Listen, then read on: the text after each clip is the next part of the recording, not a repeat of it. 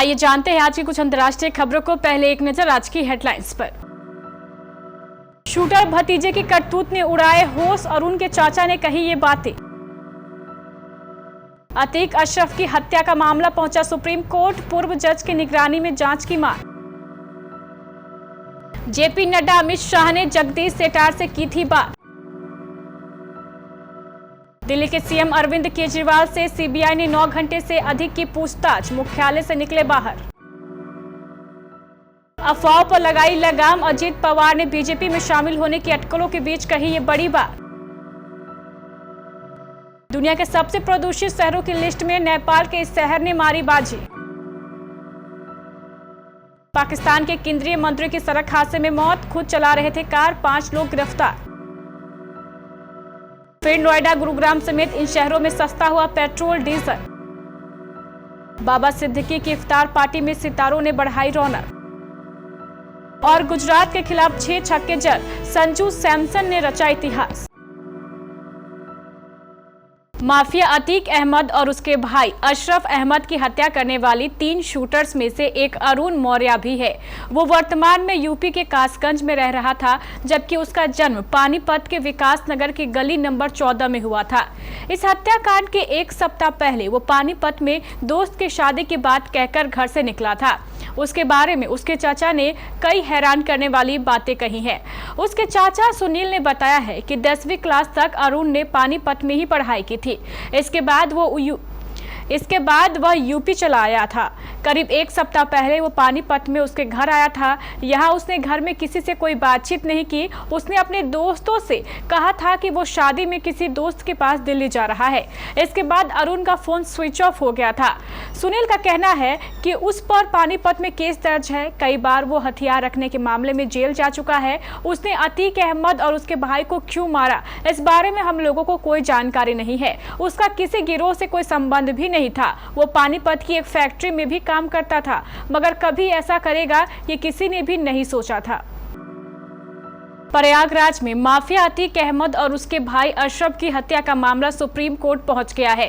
हत्याकांड के 1 दिन बाद रविवार को सुप्रीम कोर्ट में एक याचिका दायर कर हत्या के पूर्व जज की निगरानी में जांच की मांग की गई है। वकील विशाल तिवारी ने अपनी याचिका में 2017 के बाद उत्तर प्रदेश में हुई सभी 183 एनकाउंटर की जांच करने की मांग की थी। अतीक अहमद और उसके भाई खालिद अजीम उर्फ अशरफ की शनिवार 15 अप्रैल को प्रयागराज में पुलिस सुरक्षा में समय गोली मार दी गई थी, जब वे पत्रकारों के सवालों का जवाब दे रहे थे। पूरा हत्याकांड कैमरे में कैद हो गया। पुलिस ने 3 हमलावरों को गिरफ्तार किया है। हमलावर पत्रकार के भेष में आए थे। कर्नाटक के पूर्व मुख्यमंत्री और विधायक जगदीश सेठार ने रविवार को राज्य विधानसभा से इस्तीफा दे दिया है। इससे पहले सेठार ने बीजेपी से टिकट काटने के बाद 15 अप्रैल को पार्टी से इस्तीफा दे दिया था। यह दिग्गज नेता हुबली धारवाड़ विधानसभा क्षेत्र से 6 बार विधायक रह चुके हैं। कयास लगाए जा रहे हैं कि जगदीश सेठार सोमवार को कांग्रेस में शामिल हो सकते हैं। टिकट कटने के बाद से ही जगदीश सेठार लगातार बीजेपी हाईकमान के संपर्क में थे, लेकिन शीर्ष नेतृत्व से बात नहीं बनने के बाद उन्होंने बीजेपी छोड़ने का मन बनाया। उन्होंने हुबली में एक प्रेस कॉन्फ्रेंस करते हुए कहा कि मैंने विधानसभा और बीजेपी से इस्तीफा देने का फैसला किया है। मैंने इस पार्टी को खड़ा किया, लेकिन उन्होंने मेरे लिए पार्टी से इस्तीफा देने की स्थिति पैदा कर दी।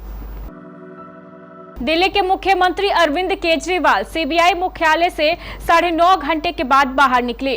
सीबीआई ने दिल्ली आबकारी नीति घोटाला मामले में पूछताछ की। वो रविवार सुबह 11 बजे दिल्ली कैबिनेट और पंजाब के मुख्यमंत्री के साथ मुख्यालय पहुंचे थे।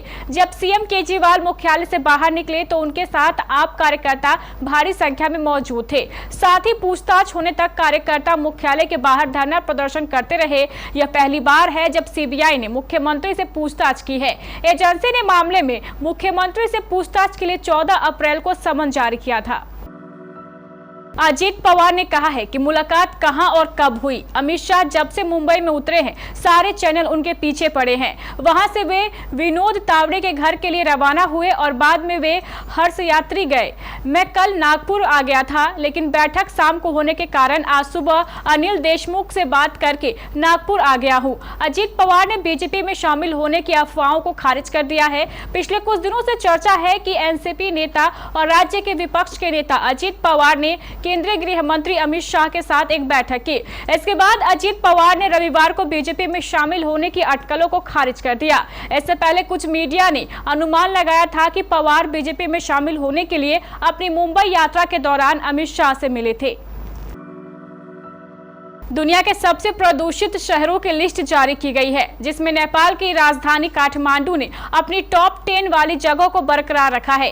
खास बात यह है कि काठमांडू ने न सिर्फ अपनी जगह को बरकरार रखा है, बल्कि शीर्ष पर कब्जा भी जमाया है। बताया जा रहा है कि काठमांडू में प्रदूषण की मुख्य वजह नेपाल के जंगलों में लगने वाली आग है। एयर क्वालिटी मैनेजमेंट स्टेशन के मुताबिक काठमांडू का AQI 200 का लेवल पार कर गया है। इस दौरान हवा भी जहरीली हो गई। एयर क्वालिटी जांच के दौरान पाया गया है कि जैसे जैसे AQI में गिरावट जारी है, वैसे वैसे ही काठमांडू में दृश्यता का स्तर भी गिरता जा रहा है। बता दें कि दुनिया के 101 शहरों का रियल टाइम प्रदूषण मापा गया। पाकिस्तान के केंद्रीय मंत्री मुफ्ती अब्दुल शकूर की सड़क हादसे में मौत हो गई है। वे धार्मिक मामलों के मंत्री थी। सड़क हादसा पाकिस्तान की राजधानी इस्लामाबाद में हुआ। एक्सीडेंट को लेकर पुलिस ने बताया है कि घटना शनिवार की है, जब इफ्तार के वक्त का समय हो रहा था। इसी दौरान मंत्री की कार एक गाड़ी से टकरा गई, जिसके बाद उन्हें पॉलीक्लिनिक अस्पताल ले जाया गया, जहां उन्होंने दम तोड़ दिया। केंद्रीय मंत्री मुफ्ती अब्दुल शकूर की मौत के बाद पुलिस ने बताया है कि जिस गाड़ी से उनकी टक्कर हुई है, उसमें 5 लोग सवार थे, जिन्हें हिरासत में ले लिया गया है और जांच शुरू कर दी गई है। इंटरनेशनल मार्केट में कच्चे तेल के दाम में उतार चढ़ाव देखा जा रहा है। WTI क्रूड ऑयल की कीमतों में उछाल दर्ज हुआ है और यह 0.08% की बढ़ोतरी के साथ $82.50 प्रति बैरल पर कारोबार कर रहा था। वहीं ब्रेंट क्रूड ऑयल की कीमत 0.23% की गिरावट दर्ज की गई और $86.47 प्रति बैरल पर है। इस बीच भारत में तेल कंपनियों ने पेट्रोल डीजल के दाम जारी कर दिए हैं। कई शहरों में पेट्रोल और डीजल के दाम में बदलाव हुआ है। कहीं पर सस्ती कीमत में पेट्रोल मिल रहा है तो कहीं पर महंगा हुआ है। वहीं देश के महानगरों में पेट्रोल डीजल के दाम स्थिर बने हुए हैं। नई दिल्ली में पेट्रोल के दाम ₹96.72 प्रति लीटर और डीजल ₹89.62 प्रति लीटर है। महाराष्ट्र के कांग्रेस लीडर बाबा सिद्दीकी हर साल इफ्तार पार्टी रखते हैं और इसमें बॉलीवुड सेलिब्रिटी सहित तमाम हस्तियां पहुंचती है। बाबा सिद्दीकी और उनके बेटे जिशान सिद्दीकी ने साल 2023 में भी इफ्तार पार्टी का आयोजन किया। बाबा सिद्दीकी की इफ्तार पार्टी का रविवार यानी 16 अप्रैल को आयोजन किया गया। इसमें सुनील शेट्टी, प्रीति जिंटा, इमरान हाशमी, रितेश देशमुख सहित तमाम बड़े स्टार्स ने शिरकत की। प्रीति जिंटा ने बाबा सिद्दीकी की पार्टी की रौनक ही बढ़ा दी। प्रीति जिंटा की प्यारी स्माइल ने पेपराजी का दिल जीत लिया। रितेश देशमुख अपनी पत्नी जेनेलिया डिसूजा के साथ बाबा सिद्दीकी की पार्टी में शामिल हुए। दोनों स्टार ने एक साथ खड़े होकर फोटो क्लिक करवाई। बाबा सिद्दीकी की इफ्तार पार्टी में चंकी पांडे ने सुनील शेट्टी और बाबा सिद्दीकी के साथ पोज दिए। तीनों एक साथ काफी खुश नजर आए। राजस्थान रॉयल्स के कप्तान संजू सैमसन ने आईपीएल के इतिहास में एक बड़ा रिकॉर्ड अपने नाम कर लिया है।